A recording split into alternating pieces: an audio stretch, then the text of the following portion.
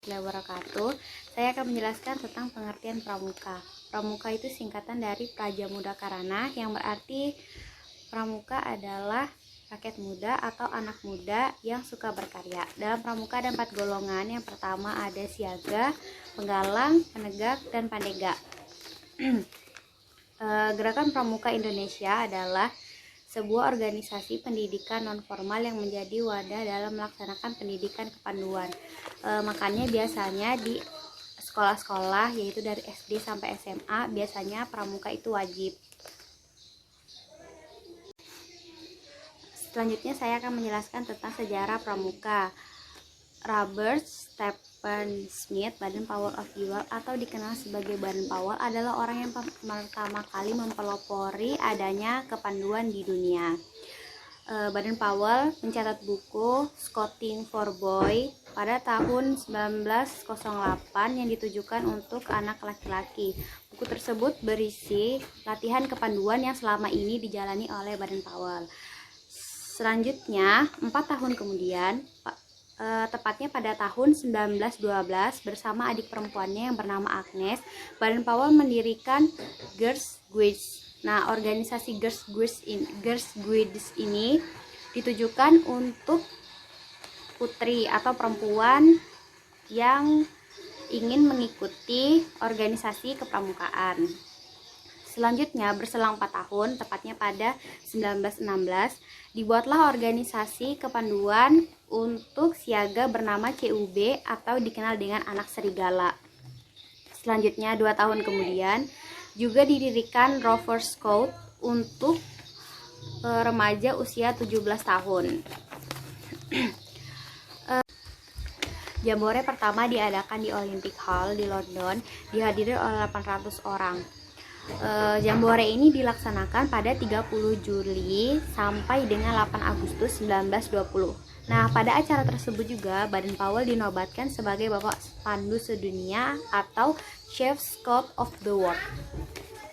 Nah, di tahun yang sama juga dibentuk Dewan Internasional Kepanduan yang beranggotakan 9 orang. Selanjutnya saya akan menjelaskan tentang sejarah kepramukaan Indonesia. Nah, pramuka di Indonesia ini dikenal dengan 3 masa. Yang pertama, masa penjajahan Belanda, yang kedua masa penjajahan Jepang, dan yang ketiga masa setelah Indonesia merdeka.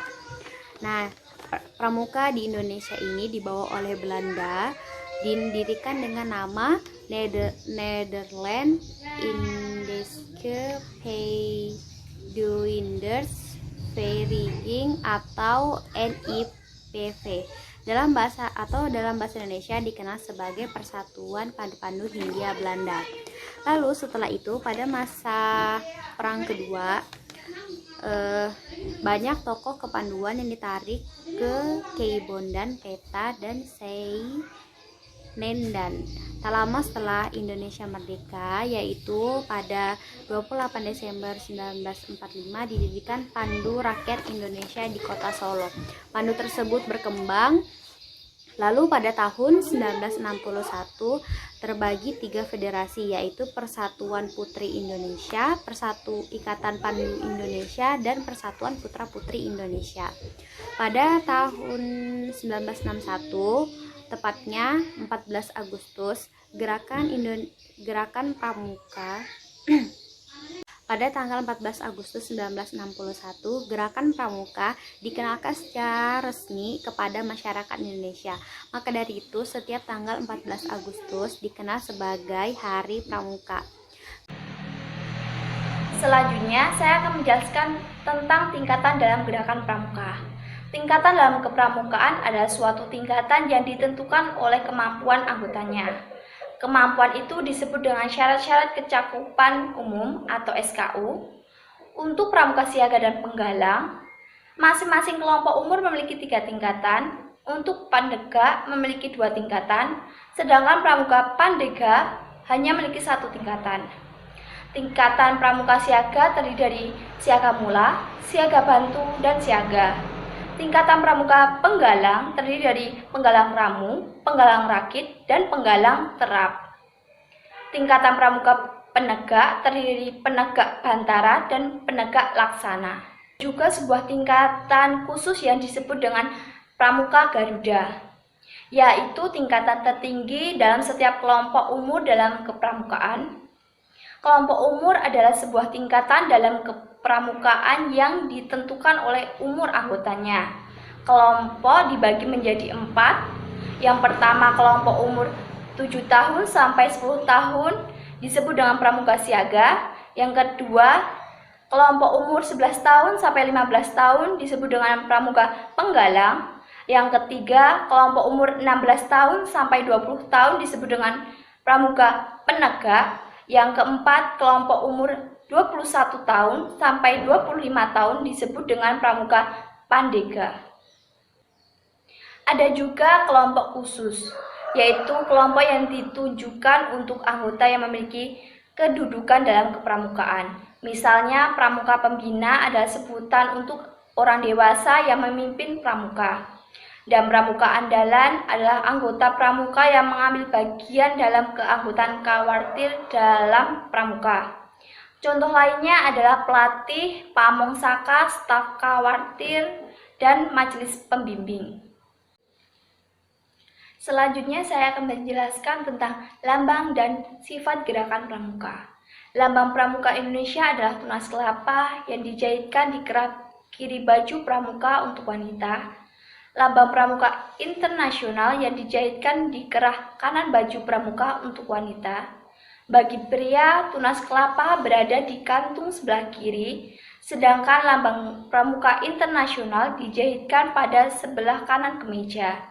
Emblem lokasi wilayah gerakan pramuka berdasarkan profesi dijahitkan di lengan kanan baju pramuka. Berdasarkan resolusi Konferensi Kepaduan Sedunia tahun 1924 di Copenhagen, Denmark, maka kepaduan mempunyai 3 sifat atau ciri khas, yaitu nasional, yang berarti suatu organisasi yang menyelenggarakan kepaduan suatu negara haruslah menyesuaikan pendidikannya itu dengan keadaan, kebutuhan, dan kepentingan masyarakat, bangsa, dan negara. Internasional, yang berarti bahwa organisasi kepanduan di negara maupun di dunia ini harus membina dan mengembangkan rasa persaudaraan dan persahabatan antar sesama pandu dan sesama manusia, tanpa membedakan kepercayaan atau agama, golongan, tingkat, suku, dan ras. Universal, yang berarti bahwa kepaduan dapat digunakan di mana saja untuk mendidik anak-anak dari bangsa apa saja yang dalam pelaksanaan pendidikannya selalu menggunakan prinsip dasar dan metode kepaduan. Selanjutnya saya akan menjelaskan tentang penggunaan lambang gerakan pramuka. Lambang gerakan pramuka dapat digunakan pada panji, bendera, papan nama kawartir, dan satuan tanda pengenal administrasi gerakan pramuka. Penggunaan tersebut dimaksudkan sebagai alat pendidik untuk mengingat dan meningkatkan kegiatan gerakan pramuka sesuai dengan kiasan yang ada pada lambang gerakan pramuka tersebut. Baik, selanjutnya saya akan menjelaskan mengenai lambang dan sifat gerakan pramuka. Lambang pramuka Indonesia adalah tunas kelapa yang dilambangkan dengan sebuah cikal. Di sini lambang pramuka dipasang di sebelah kiri kerah. Itu biasanya dipakai oleh wanita. Akan tetapi dalam internasional itu dipasang di sebelah kanan. Begitupun dengan juga seorang laki-laki itu biasanya dipasang di sebelah kiri saku. Akan tetapi untuk internasional itu dipasang di sebelah kanan. Lalu selanjutnya adalah mengenai sifat gerakan pramuka. Sifat gerakan pramuka ada 3. Yang pertama adalah nasional, internasional, dan juga universal. Untuk nasional, yang berarti suatu organisasi yang menyelenggarakan kepanduan di suatu negara haruslah menyesuaikan pendidikannya yaitu dengan keadaan. Yang kedua adalah internasional. Internasional yang berarti bahwa organisasi kepanduan di negara manapun di dunia ini harus membina dan mengembangkan rasa persaudaraan dan persahabatan antar sesama pandu dan sesama manusia. Yang terakhir adalah universal, yaitu berarti bahwa kepanduan dapat dipergunakan di mana saja untuk mendidik anak-anak dari bangsa apa saja. Selanjutnya adalah tujuan pramuka. Tujuan pramuka di sini ada 3. Yang pertama adalah membentuk karakter atau kepribadian serta akhlak yang mulia pada generasi muda. Yang kedua adalah menanamkan rasa cinta tanah air. Yang ketiga adalah menggali potensi diri dan meningkatkan keterampilan para generasi muda sampai menjadi individu yang bermanfaat. Untuk yang ketiga adalah lambang gerakan pramuka. Ini akan saya jelaskan arti-arti dari lambang gerakan pramuka. Yang pertama adalah untuk buah nyur dalam keadaan tumbuh dinamakan cikal. Bahwa kita yang tahu adalah lambang pramuka kita adalah dilambangkan dengan sebuah cikal. Cikal di sini diartikan sebagai lambang buah nyur yang tumbuh dan mengiaskan bahwa tiap anggota pramuka merupakan inti bagi kelangsungan hidup bangsa Indonesia.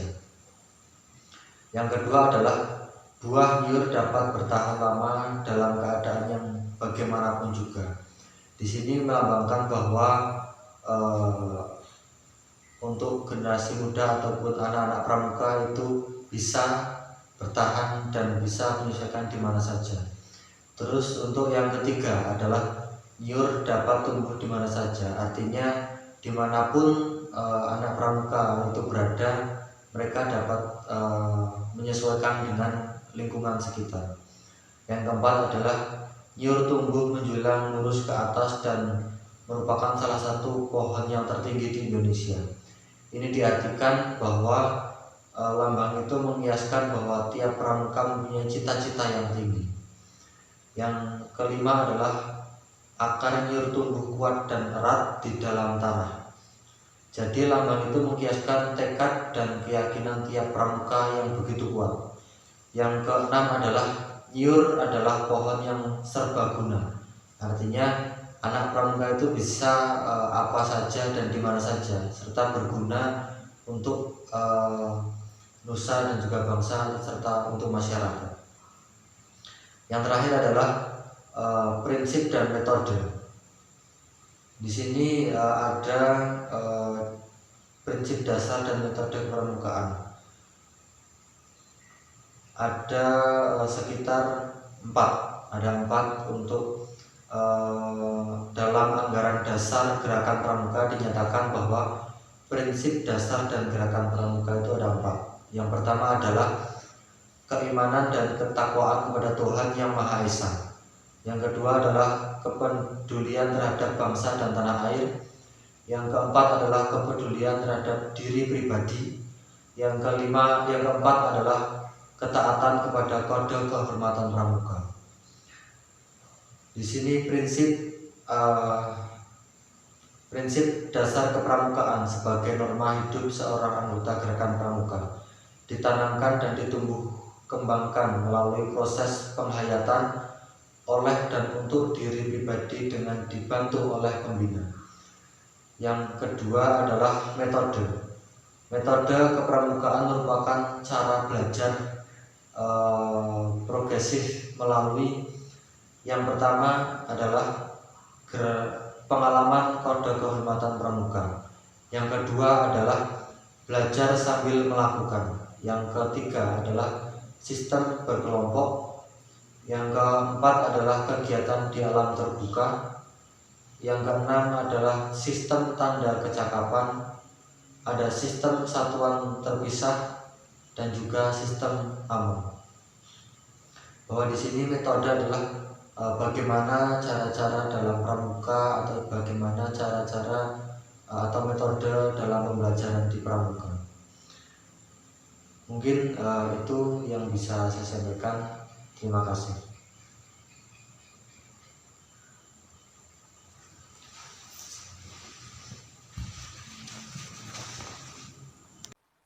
Assalamualaikum warahmatullahi wabarakatuh. Selamat pagi, salam sejahtera bagi kita semua. Salam Pramuka. Semoga dalam keadaan sehat walafiat. Amin. Baiklah, sebelumnya perkenalkan, nama kakak Nistuwaka Septiendum, kakak dari program studi pendidikan sekolah dasar. Di sini kakak akan menjelaskan materi terkait kepramukaan. Ada 3 materi yang akan kakak jelaskan. Yang pertama yaitu kode kehormatan pramuka. Yang kedua yaitu tanda kehormatan, dan yang ketiga itu fungsi dari pramuka itu sendiri. Langsung saja ke materi yang pertama, yaitu tentang kode kehormatan pramuka. Kode kehormatan pramuka adalah sebuah kode yang berisi janji atau satya dan ketentuan moral atau dharma.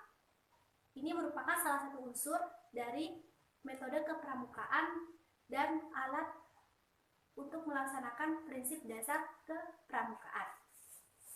Kode kehormatan dalam pramuka itu ada 2.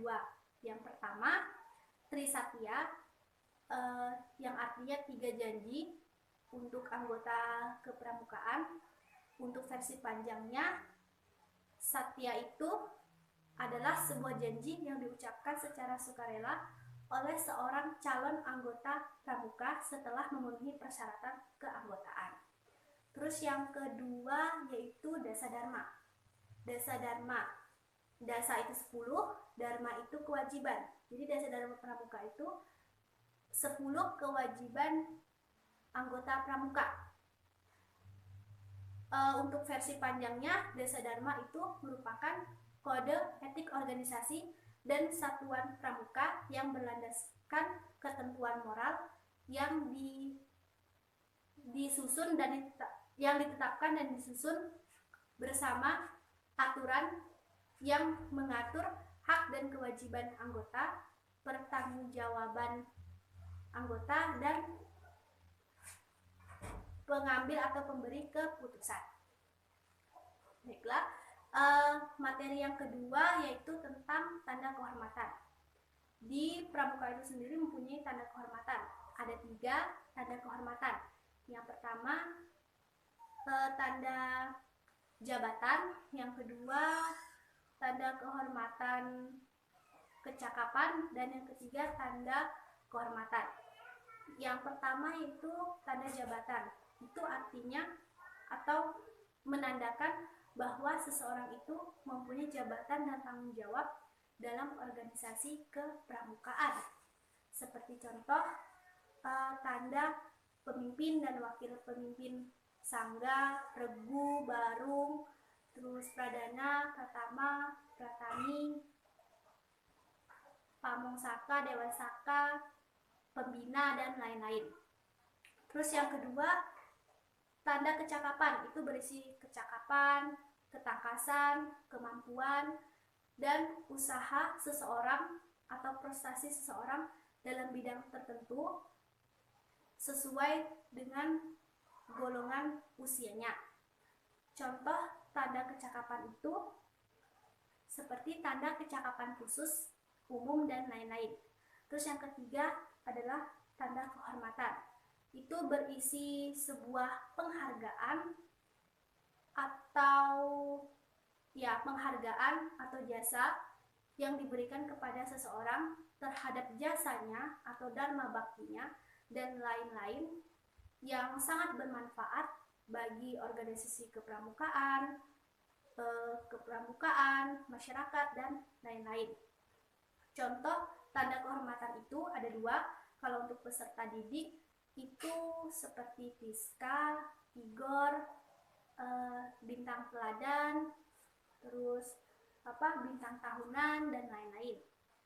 Terus untuk untuk orang dewasa itu contohnya Pancawarsa, Dharma Bakti, Wiratama, Melati, dan lain-lain. Materi yang terakhir yaitu tentang fungsi kepramukaan. Fungsi kepramukaan sendiri ada 3. Yang pertama, kegiatan bagi generasi muda.